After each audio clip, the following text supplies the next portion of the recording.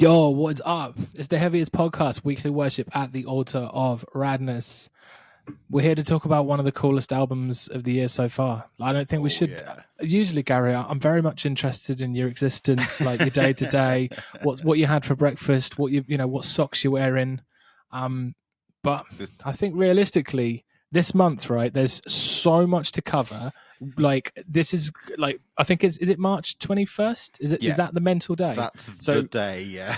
We've got 2 weeks of like ridiculous amounts of releases. So what we're going to be doing is we're probably going to be doing a bunch of little smaller videos just so we make sure we cover all the really cool records that we want to cover instead of a big massive one this month.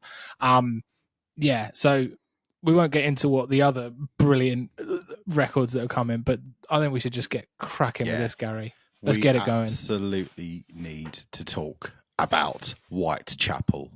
They are legendary deathcore band, 6-piece from Knoxville, Tennessee.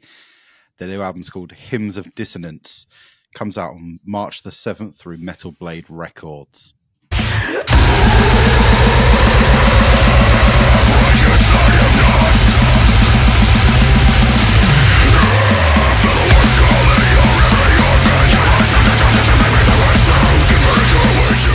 Whitechapel, absolute legends. They got a back catalogue of 8 records up to this point. They're pretty infamous. There might be a few albums in the back catalogue that don't quite reach muster of some of their greatest points, but all in all, they're pretty consistent and they're pretty legendary. Much like we were talking about on the last episode with Killswitch Engage, it's kind of like Whitechapel, Suicide Silence, Job for a Cowboy, and I guess Despised Icon, although they're a band I never really got particularly into. But I kind of feel like that scene, along with maybe like All Shall Perish, I guess, kind of very influential on what has become deathcore and what has become that world. So, you know, they're kind of we did a big four of deathcore. We got a lot of moans about it, but we definitely included Whitechapel in there because I feel like the entire scene would not exist if it weren't for this band. Some of our favourite bands in the world, Fit for an Autopsy as a prime example. I don't think you get a Fit for an Autopsy without Whitechapel. But on their last couple of records, they've been, I don't want to say maturing, because that suggests that they aren't, that, you know, that their albums before were like teenage nonsense, which is not true. But they've kind of been evolving, I guess is a better way of describing it. They've definitely been honing in on more atmosphere, grooves, definitely channeling much more melody and progressiveness. Like, obviously, something that we've mentioned, we've covered both The Valley and Kin on the podcast as they've come out, and we mentioned more than once Maynard James Keenan coming up as clearly a big influence on Phil Bozeman's clean voice. And yeah, I guess just sort of elongating what Whitechapel does as a vibe and as a sound over those last couple of records, which we both absolutely love both of those records, right? Yeah. So I have been reacquainting myself with just how much I adored those records since falling head over heels for this record. And yeah, absolutely. They expanded their sound. They evolved. They transcended the traditional deathcore tag and created some brilliant records that had some really successful progressive elements. You know, he was an absolute force, wasn't he? Like, you know, I think when I think of Phil Bozeman in my head, I still think of like the somatic defilement and him just being an absolute lunatic in that video, right? That's like the default massive flesh tunnels. Like that is when you say Phil Bozeman, that's what I hit. That's what I see in my head. So, you know, to be absolutely blessed with those like 2 previous records was phenomenal. And major props to them. Like who else inside of the scene that they're in has done anything that left field of their existing sound to real quality, to a massive success. Like I'm on like listening to these records again and listening to the record that we're about to talk about. Like I can't express how much like I think that I've underestimated Whitechapel, like in the grandeur of like the heavy bands that exist at the moment, and like who are, you know, as an important sort of figure and like pillar. I definitely have. I definitely agree. I couldn't agree with you more, man. Like over the last few weeks of listening to this and kind of reabsorbing myself into Whitechapel as a band, I have kind of thought to myself, hang on a second, maybe Whitechapel are one of the sickest heavy bands going. Yeah. Like, why have I never owned a Whitechapel t-shirt, Gary? Exactly. Why? I've never had a Whitechapel t-shirt. I feel like I've kind of taken them for granted. I think I might have only ever seen them live once, and that was probably as a support act. Like, I think I've been sleeping really hard on how incredible Whitechapel actually are, which is daft, and I feel really silly, and I feel especially silly after living in this record for a while. And I think it's probably the fact that this record affords you the perspective of their career. You know, for however much we adored what happened on the last two records, undoubtedly, like there's people that are alienated or that just weren't into it because it wasn't like just straight up like just very straightforward deathcore. Like, not saying that that's what they always did, but undoubtedly there would have been people that were perturbed by that output, as successful as it was, Gary. And so now you've got them saying that they want to make the heaviest record they've ever made. And I'll tell you what, if I could like, if I tried to control F that in our inbox, it would come up with 10,000 results, because every fucking band says that every time they put out a fucking record. Yes. Off the back of the previous two records, you probably didn't at first pay that much mind that statement from the band, because of course most heavy bands want to make the heaviest record they've ever done every time. But like, this band have actually fucking done it.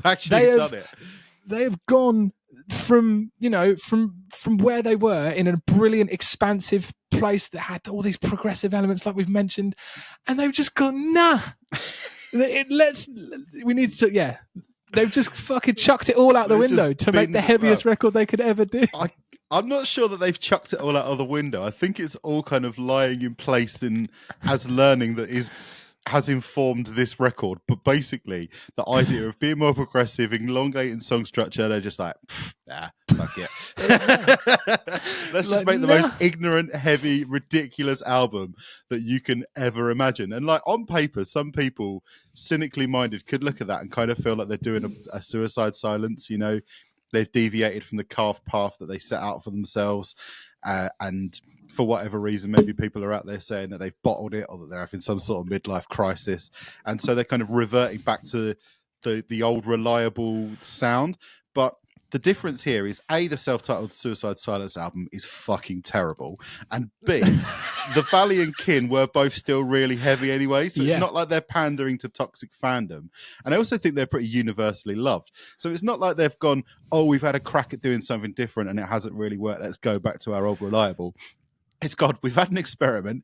It went bloody well, but you know what? We just miss writing stonkingly heavy tunes.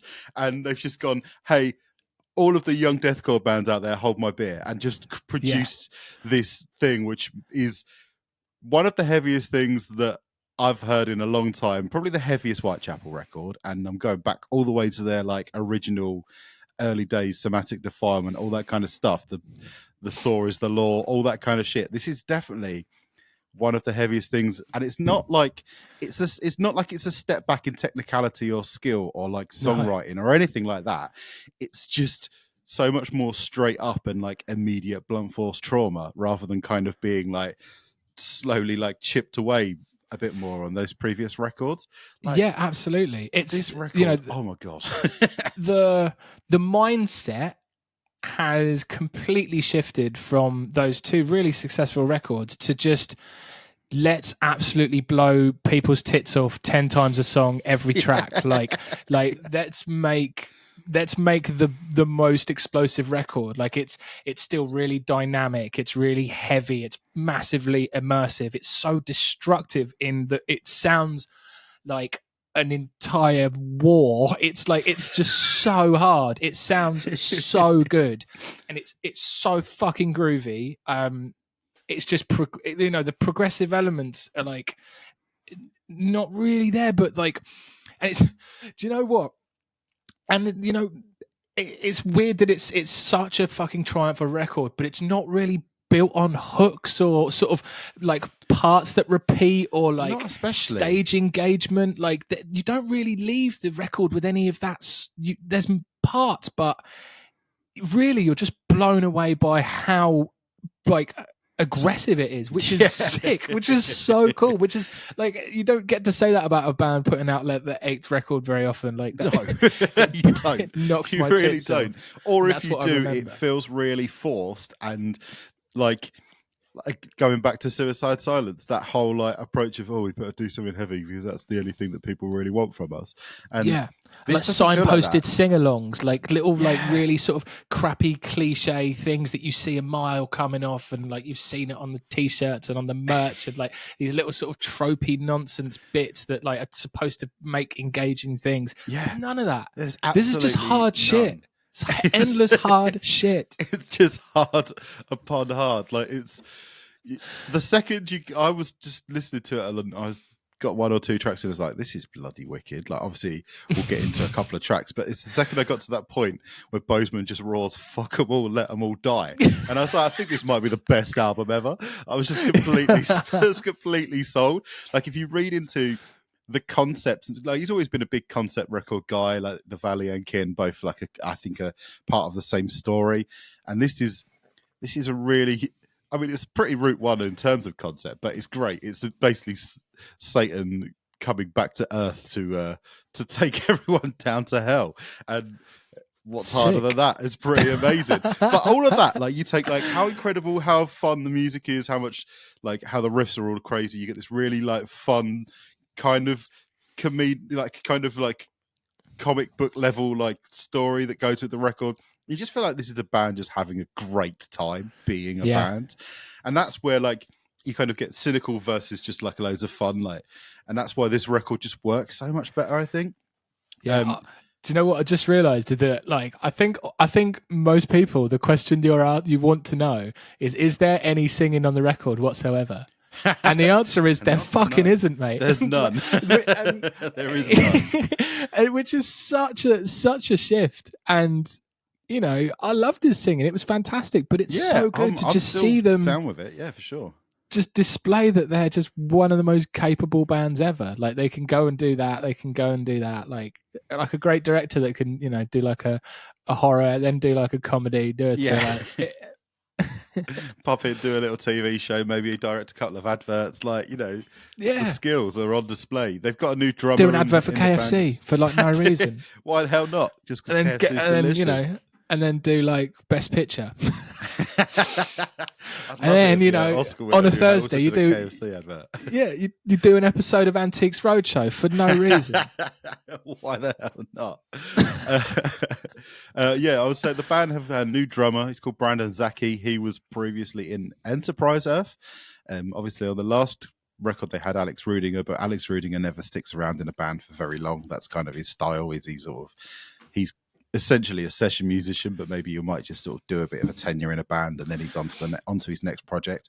But this new guy, I think he brings so much, like, he brings that kind of Runaway Train, like, oh my God, this album's going to come straight for me kind of vibe to this record, especially when he gets into, you know, there's a few tracks, like, I do really want to talk about a couple of the tracks, particularly the title track, which I think is incredible, but there's got like, there's like hardcore energy to a lot of what's going on. There's that sort of the D beat, like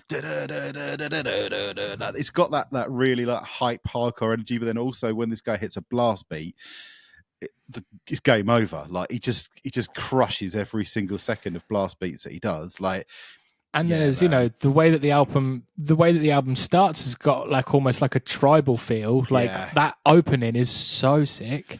Like, it's not something you generally like. Yeah, that sort of tribal opening is not something you really coming to expect inside of a deathcore record. And no. I think they're very much it's weird, isn't it? Like, what would you say? Realistically, this is a deathcore record, but Oh. it's basically the best deathcore record you've heard in 5 years, 10 years. Like, it's fucking. This is top class. I can't think of a deathcore record that is as brilliant as this. That for a long time, pure of a deathcore record like this, I would say this is better than the last like 4 Thy Art records. Yeah, like, easily. Like, one of those things where I was thinking, oh my god, Whitechapel are incredible. I was thinking, like, I kind of feel like I've been putting Thy Art is Murder on a bit too much of a pedestal.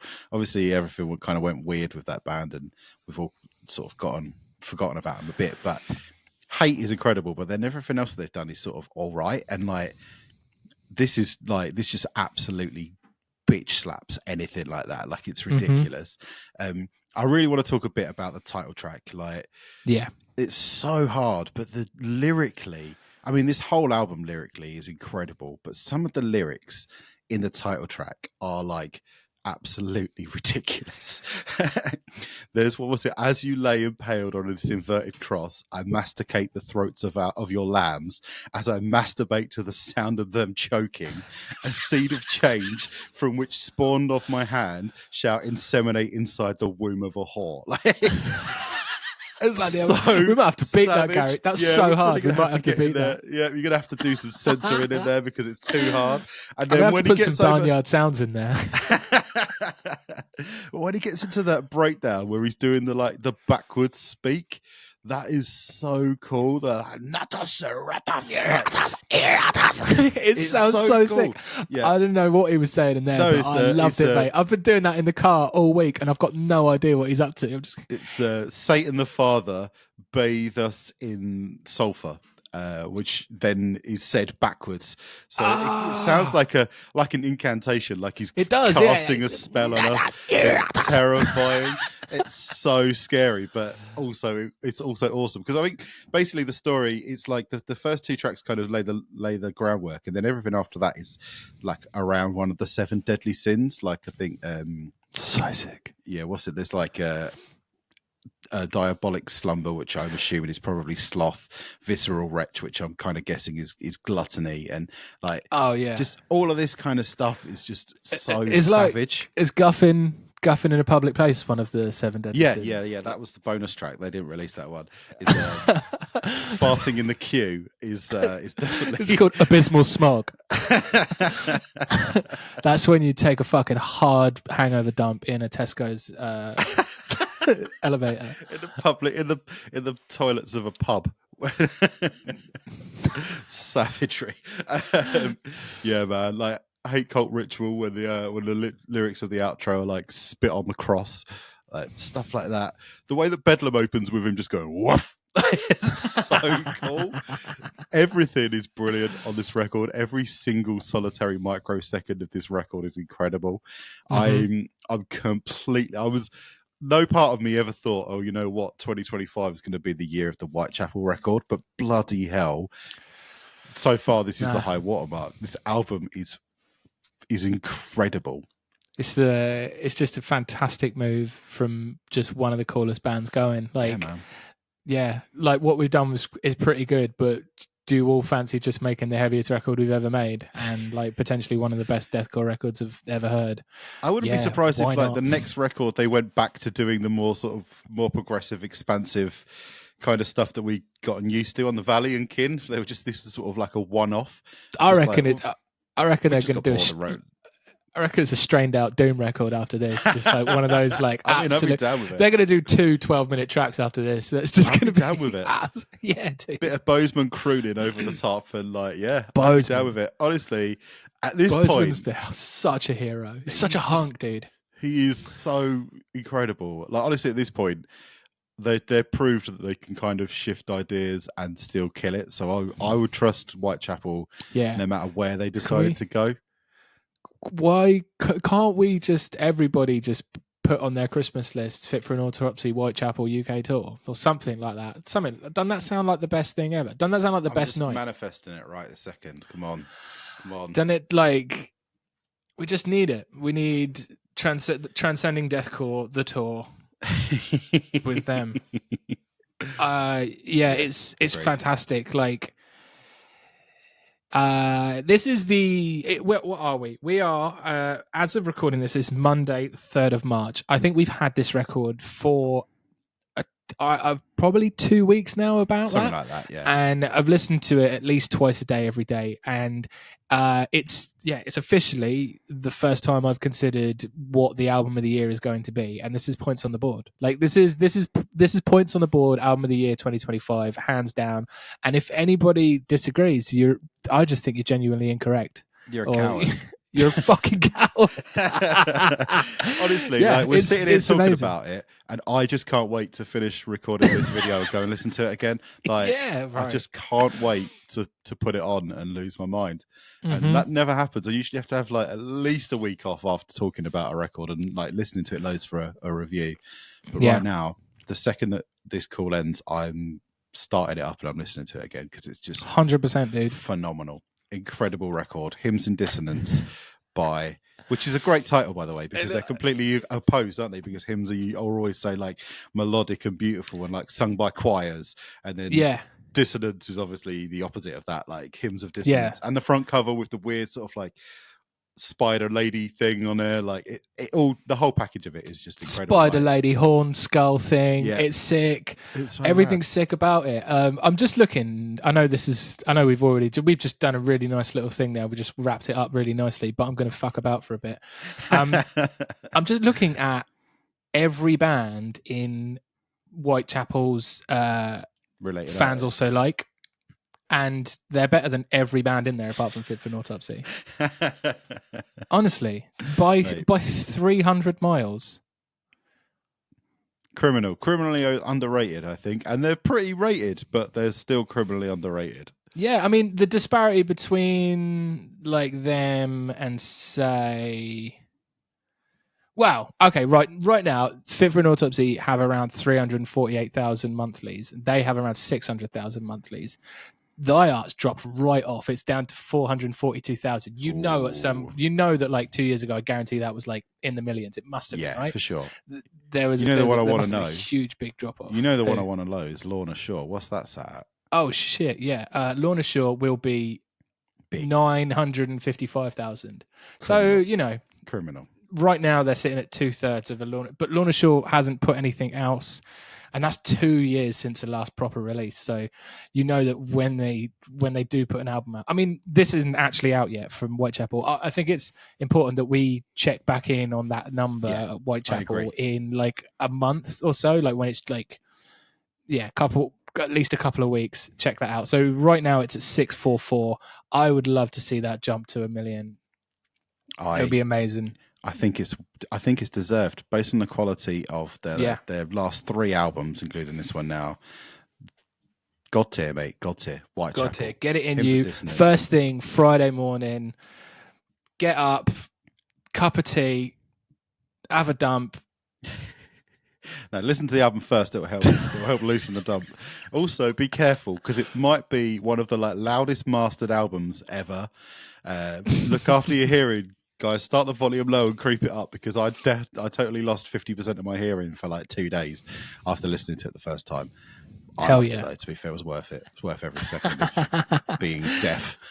Amazing. We're going to be talking about loads of really, really cool records because the next month or so is absolutely chocked full of bangers. If you've enjoyed this, please give us some little comments. Let us know what you think of the record when it comes out. What else? Any comments, just come on down. Yeah. And do some commenting. Give us a sub. Subscribe for the upcoming crazy month of metal that we've got to talk about. The onslaught of riffs, which will also feature a cool little interview that we've secured, Gary. Yes, indeed. From some masked madman. A masked man. Architecture liking jazz metal nutcases. It's going to be great fun. We'll see you soon. That'll be the next video. See you later. Cheers. Bye, love you. Bye.